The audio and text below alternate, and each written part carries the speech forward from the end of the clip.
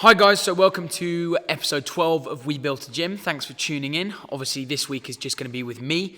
Last week was just with Luke, but I do have my special guest, Onion Luke. So much like Potato Ben, which was the feature last week, Onion Luke is a lot like the real Luke. Quite sort of powerful at first in terms of being pungent, not in terms of smell or personal hygiene. Luke has very good personal hygiene. But in terms of character and that bite to the personality, you know. But much like the real Luke, once you peel back those layers, get to know him, you know, you realise that he's still an awful person. So there's Onion Luke, he's with us, and we're going to be talking about the fitness and coaching industry up to this point with the coronavirus pandemic going on and the aftermath of that as well. So I kind of wanted to break it into two sections, which is going to be about gyms themselves and then about coaches and coaching. Hopefully it will provide some useful or at least entertaining information. If not, then no worries. But yeah, basically what I think is going to happen is expensive gyms, really niche specialist gyms, are going to hit the dust after coronavirus. Not in terms of like necessarily going out of business, but they're going to really need to change tact and make sure they're offering their members the best possible. Because if you're not a gym that's revolving around community, atmosphere and like good vibes, then you're going to struggle, especially if your prices are really, really high because you're trying to offer something specialist, which is great, but it doesn't bode well for something that's caused a massive financial impact for a lot of people. And also, how much are people going to sort of pride themselves on going back to you after however many months it's going to have been off? You know, they really want something with a spark that they're going to look forward to coming back to. And if a gym doesn't have that, it's not going to do well. That's why a lot of these soulless, you know, leisure centers and chain gyms where you go in and it's like a library, that's not going to be fun because the people who are going to go back are going to be trying to reinstate, you know, their family deal membership that they get as cheap as chips. And just go back and do their basic workouts. Whereas people who, you know, come in and do the classes and really get involved in the community of the gym, a lot like we have here, to be honest with you. Obviously, I'm biased, but, you know, that is just what I've seen and how it's going to go. Are gonna be excited, as I said, excited to come back into the gym and sort of see everyone that they've missed and take part in the stuff that they were doing before coronavirus and the lockdown and all this stuff got affected. So I think as a gym and gym owners have got to really look at, you know, have they invested into the members? Have they invested into the equipment, into the gym, the community itself? Have they stayed active on social media with content and, you know, giving value to the members, whether that being just like entertainment or doing, you know, workouts online and virtual stuff, you know, as much as possible? Because if you haven't, then, you know, much like before the coronavirus, it reflects what you're trying to do with the business. So you've got to put in that effort into, you know, retaining as many members as possible and holding that value to when you come back so that it doesn't feel like too much has been interrupted. In terms of financial losses, obviously there's a lot of independent businesses that are going to be given that grant by the government, which is great. That's going to, you know, really keep a lot of people's head above water. And then obviously big chain gyms where thousands of people are going to be dropping out can just be saved by headquarters, basically. You know, they won't take too much of a financial hit, but it will be very interesting to see who's able to survive the whole thing. You know, I'm not wishing anyone to close or shut down or anything like that, but you've got to make sure the priorities are on that member retention and trying to offer value where you can, instead of, you know, jacking up the prices of equipment to try and sell, which I have seen from a lot of gyms, which is awful behavior, as well as some other weird stuff like trying to flog off, like old equipment and other bits and bobs, which I just think is strange. I don't know why that would be your first go-to in a time like this, but each to their own. And then in terms of coaches and coaching, I've seen a lot of really good stuff, like during this coronavirus pandemic. You know, people being really creative and inventive with their clients and doing like online workouts, and a lot of personal trainers I know do it using Zoom, Skype, FaceTime to sort of still get their sessions done and making up stuff for their clients, which I think is great. I did personally offer that to my team, but we didn't really sort of go through with it because a lot of their goals are more strength, muscle building, powerlifting, weightlifting, and strongman. So doing bodyweight workouts via Zoom didn't really appeal to too many of them, and I completely understood that. That's fair enough.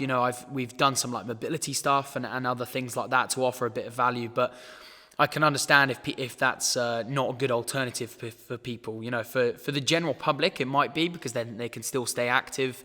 They can get out on their bike one day, they can do an online session with their PT the next day, and sort of stay active in that way. But for a lot of people, that won't cut it. So for me, it's been about trying to source my clients a lot of cheaper equipment and stuff like that. Not from the gyms who are trying to flog it off, but just in general. And I think as long as you're sort of prioritizing value and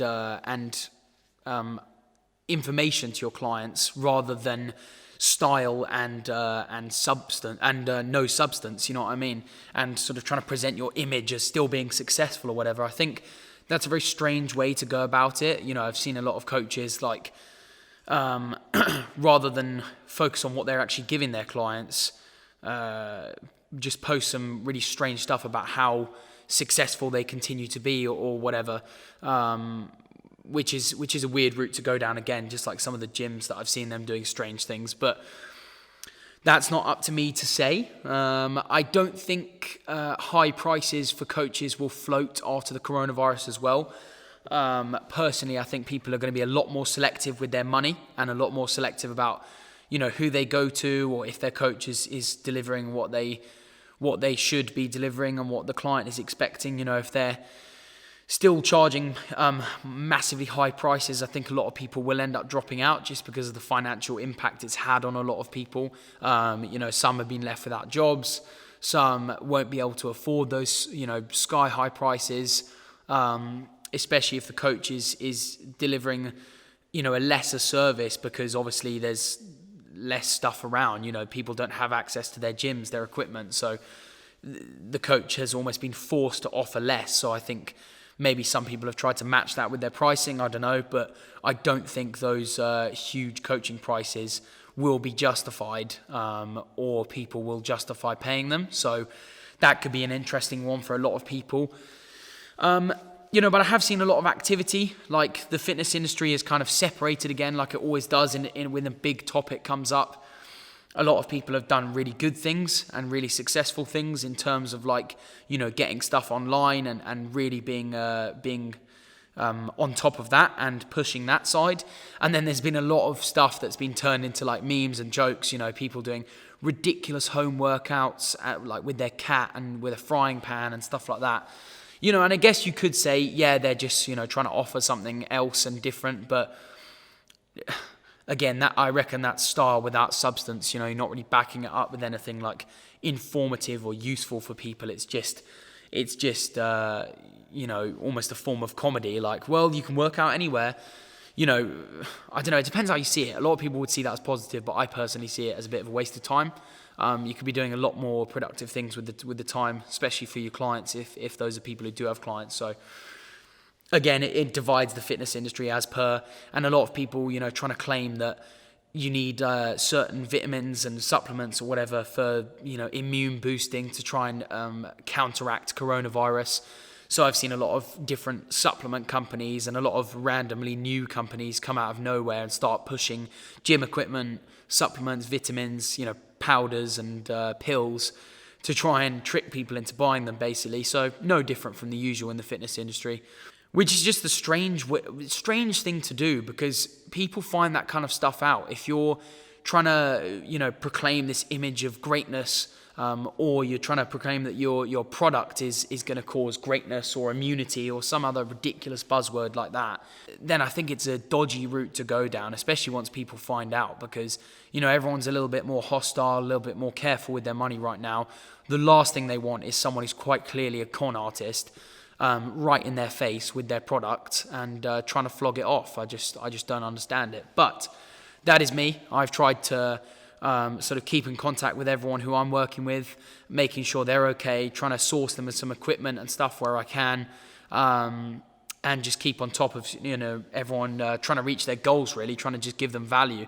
I'm not giving them any false promises about results they're going to be getting or other things about how good this situation is and see all the silver lining in it.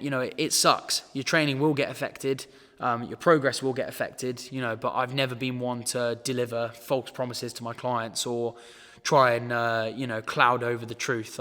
Again, not something I understand. But I've seen people do it. That is basically my opinions on it. Short and sweet. Just sort of how the coronavirus has affected gyms thus far and coaching and coaches thus far, and what the after effects are going to be for those two industries, which kind of link in together, but I would say they are also quite separate in some regards. Hopefully everyone has been able to stay active, keep training in some way. It's very good for your physical and mental health. Everyone knows that. So do try and stay active as much as possible. If you are working with a coach, talk to your coach about what you can do, get them to modify a program and keep you on the right track, basically. That is it for episode 12, guys. Please don't forget to subscribe to the channel, like the video, share the video, give us a follow, and we will see you next week, where hopefully we'll be out of lockdown, but I don't think we will be, so it'll probably be just Luke on his own again, with hopefully not another vegetable or fruit of Ben again. See you later.